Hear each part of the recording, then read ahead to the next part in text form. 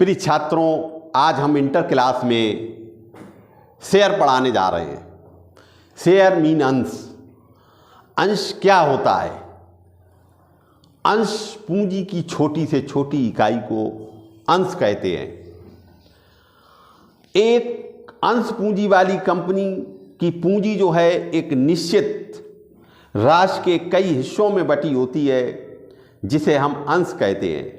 जैसे यदि एक कंपनी की पूंजी 10,000 रुपये है तो इसे 10-10 के 1,000 टुकड़ों में विभाजित किया जाता है। 1,000 में आप 10 का गुणा कर दें तो आपको 10,000 रुपये की पूंजी प्राप्त होगी। कंपनी अधिनियम 2013 के अनुसार, कंपनी अधिनियम 2013 की धारा 2 की उपधारा 84 के अनुसार अंश का आशय कंपनी की अंश पूंजी के अंश से है और उसमें स्कंद भी शामिल किया जाता है। स्कंद कहते हैं रहतिये को, स्टॉक। जब तक कि स्कंद और अंश में स्पष्टतया या गर्भित रूप से कोई भी अंतर न किया गया हो, अंश कहलाता है। वास्तव में अंश का आशय पूंजी में एक निश्चित रकम पर अधिकार प्राप्त करने से है, जिसके द्वारा इसके ग्रहणकर्ता को कंपनी के अधिकार भी प्राप्त होते हैं और साथ ही साथ इसके उत्तरदायित्व भी। अब देखिए, हमने आपको अंश बताया, तो अंश किसे कहते हैं? प्रश्न आपका है कि अंश किसे कहते हैं?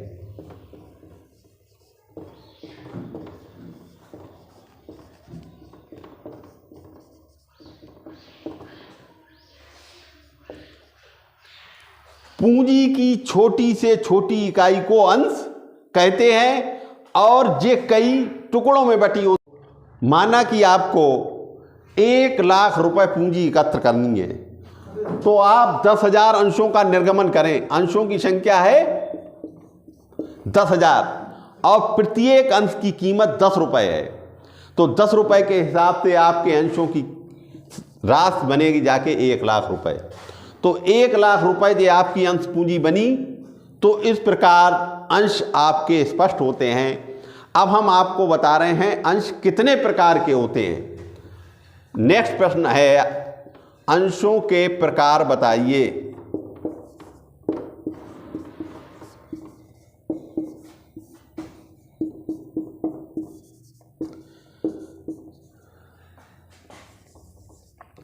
सामान्यतया अंश 2 प्रकार के होते हैं, equity share and preference share, क्षमता अंश और पूर्वाधिकारी अंश।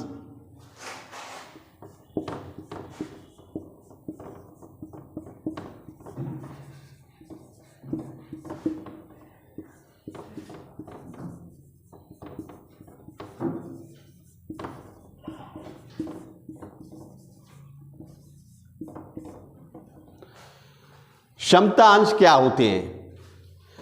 क्षमता अंश से आशय उन अंशों से है जो पूर्वाधिकारी अंश नहीं है।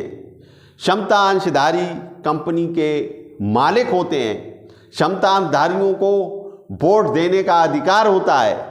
क्षमता अंशधारी को पूर्वाधिकारी अंशधारियों को लाभ बांटने के बाद जो भी हिस्सा बचता है प्राप्त करने का अधिकार होता है। यानी एक बात में कहें तो कंपनी के वास्तविक मालिक जो होते हैं वो क्षमता अंशधारी ही होते हैं। अब नेक्स्ट हम आपको बता रहे हैं पूर्वाधिकारी अंशधारी।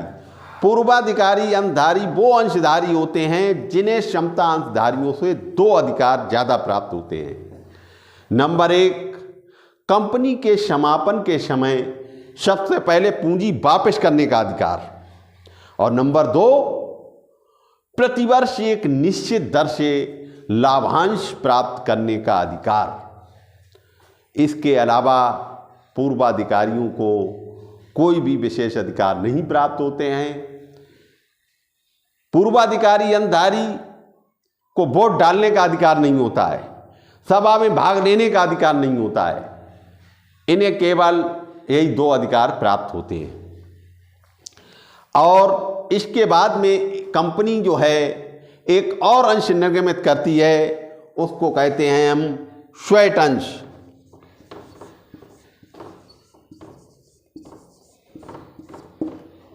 ये अंश जो है कंपनी अधिनियम 2013 की धारा 2 की उपधारा 37 के अनुसार कंपनी अपने कर्मचारियों, अपने संचालकों को सम्मान देने के लिए इन अंशों का निर्गमन करती है।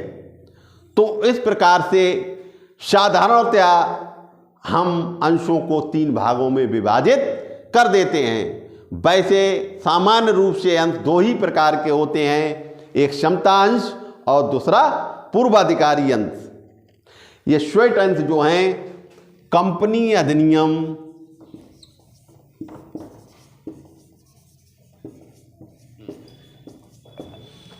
2013 की धारा